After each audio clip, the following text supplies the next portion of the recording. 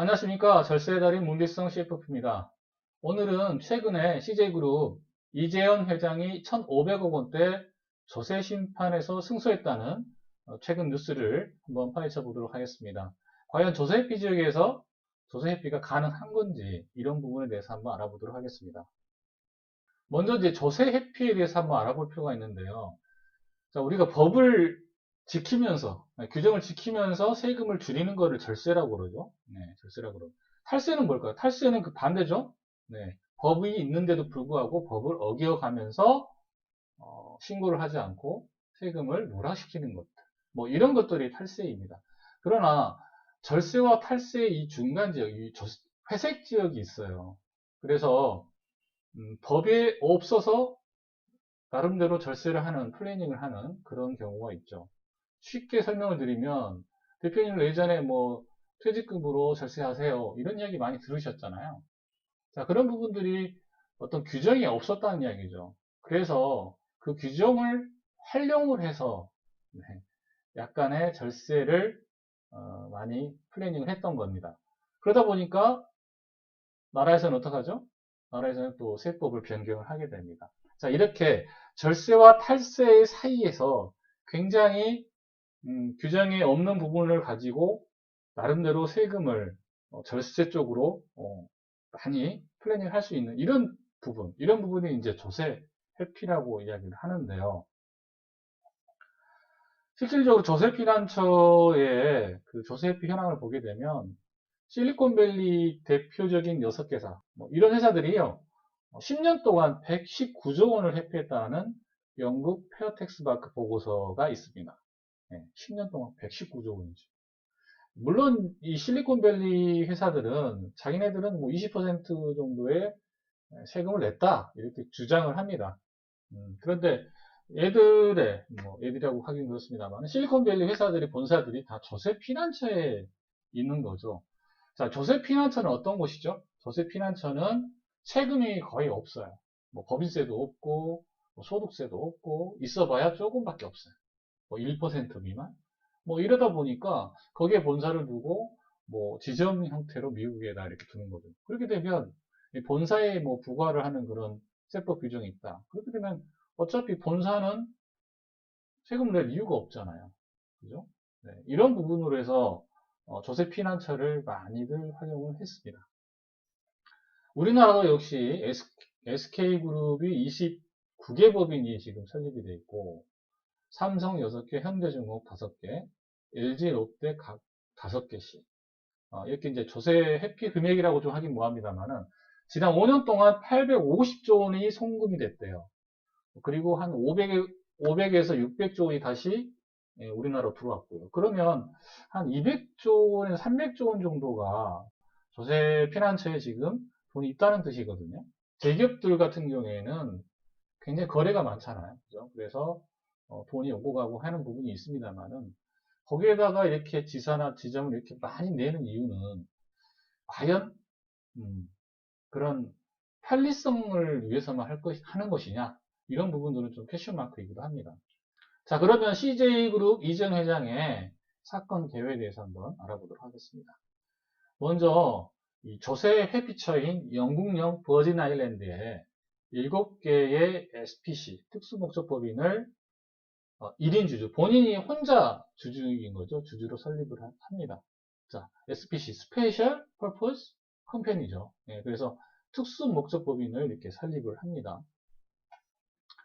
자, 이 SPC가 해외의 금융기관, 즉 아시아에 있는 금융기관이라고 설명이 되어 있습니다만, 뭐 홍콩이 될 수도 있겠죠. 뭐 말레이시아, 싱가포르, 이런 회사에 있는 뭐 증권사나 이런 쪽에 증권 거래에 대한 대행 계약을 체결합니다. 그래서 이 특수목적법인이 SPC가 자 우리나라에 있는 CJ 주식을 사세요, 파세요 이런 대행 계약을 한 거죠.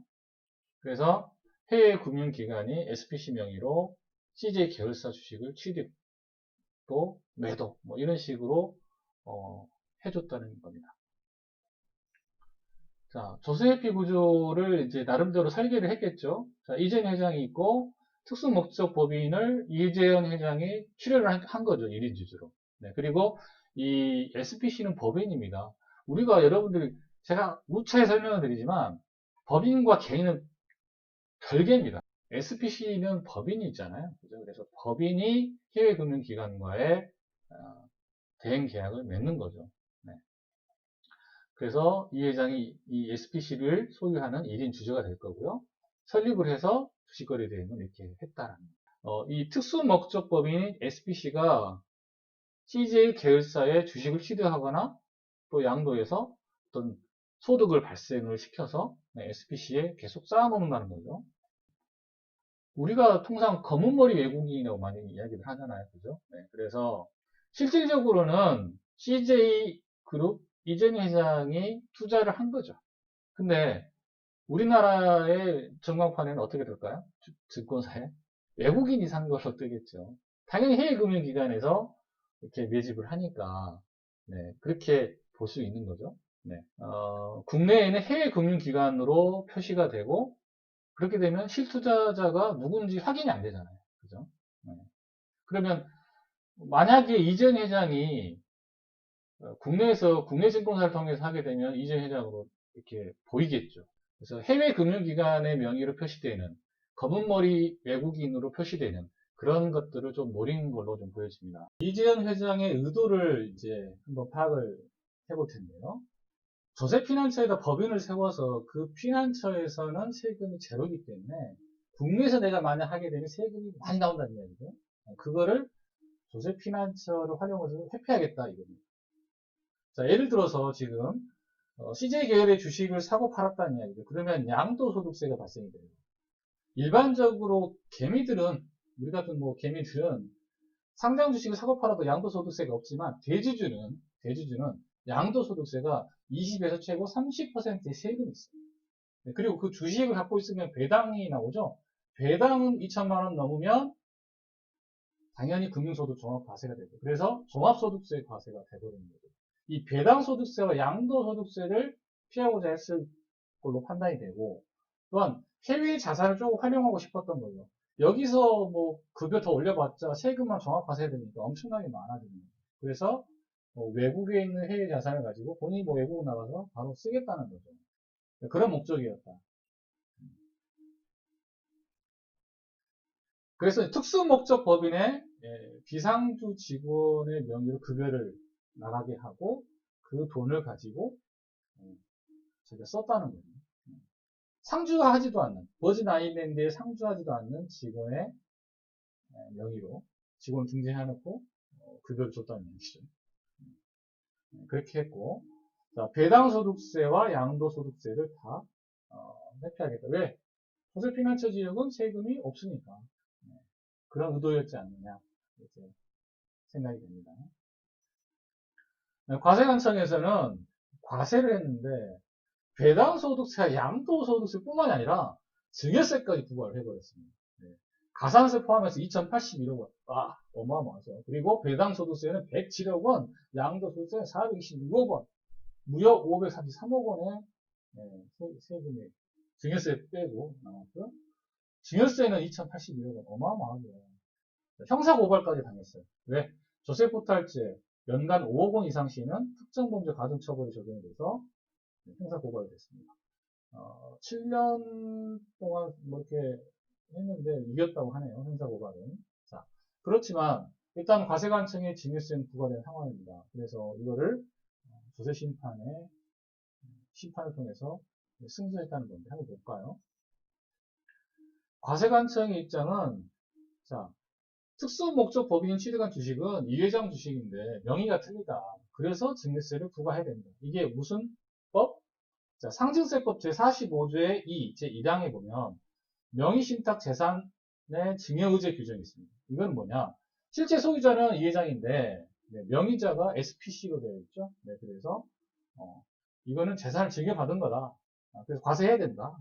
그래서 명의신탁 재산의 증여의제 규정을 적용을 해서 증여세를 무려 2,500억 원이 넘는 증여세를 과세를 한 겁니다. 그리고 배당소득세와 양도소득세 역시 실질과세, 국세기본법 제14조의 실질과세, 경제적 실질 내용이 이 회장이 지시했고 이 회장이 사고 팔아라고 지시를 했죠. 어디에? 해외금융기관에. 그래서 실질적인 주인이 사고 팔았다. 그래서 경제적인 실질이 이해장이다. 그래서 배당소득세와 양도소득세 내야 된다. 배당소득세는 종합과세로 과세해야 되고 양도소득세도 내야 된다. 이거죠. 과세관세 입장은. 자, 1심의 판단은 세무당국의 손을 들어줬습니다. 그래서 증여세를 회피한 것을 봤어요.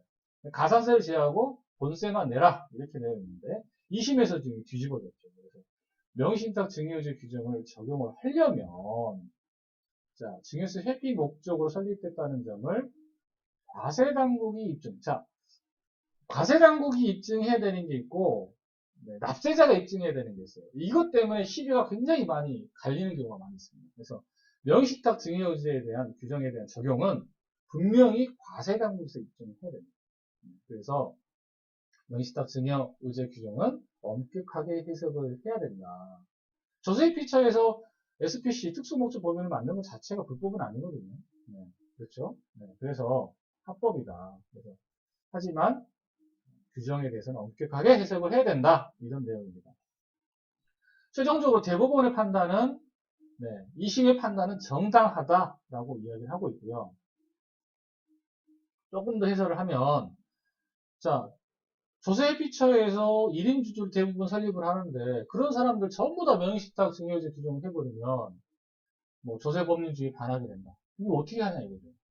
그런 부분 때문에 대법원에서 판단을 증여세에 관련돼서는 이렇게 판단을 했고요. 대법원 관계자는 상신세법상의 명의신탁 증여유지 규정은 과세관청의 증명 책임이 있다라는 부분 기존 법률을 재확인했다. 그리고 주식의 보유 처분, 이런 양도소득과 배당소득은 실질과세 원칙이 적용이 된다. 이런 기본적인 원리를 재확인한 거다라는 겁니다. 그래서 이 두 가지가 핵심인 거죠. 이 두 가지를 가지고 명확하게 우리가 활용을 하면 되는 거죠. 그래서 배당소득세와 양도소득세는 적법하다. 2심 판단이 맞다. 이렇게 판단을 했죠. 결론적으로 말씀을 드리면 증여세 부과 명의신탁 증여죄는 아니다. 과세관청이 증빙을 못한다. 과세관청에서 증명을 해야 되나 SPC와 또 이재현 회장과 해외금융기관 간에 어떤 합의가 있었다라고 볼 수 있는 판단의 근거가 없다라는 거죠. 그래서 명의신탁 증여죄 규정을 적용할 수 없고 배당소득세와 양도소득세는 실질과세 원칙에 의해서 당연히 내야 된다라는 겁니다. 이렇게 결론이 났다는 거죠. 자, 우리가 이제 결론적으로 이 부분에 대해서 잘 공유를 하고 판단을 해서 조세피난처를 통해서 하는 부분에 대해서는 플래닝을 해야 되겠죠. 자, 지금까지 강의 만족스러우시면 구독, 좋아요, 알람, 그리고 SNS 공유 꼭 부탁드리겠습니다. 감사합니다.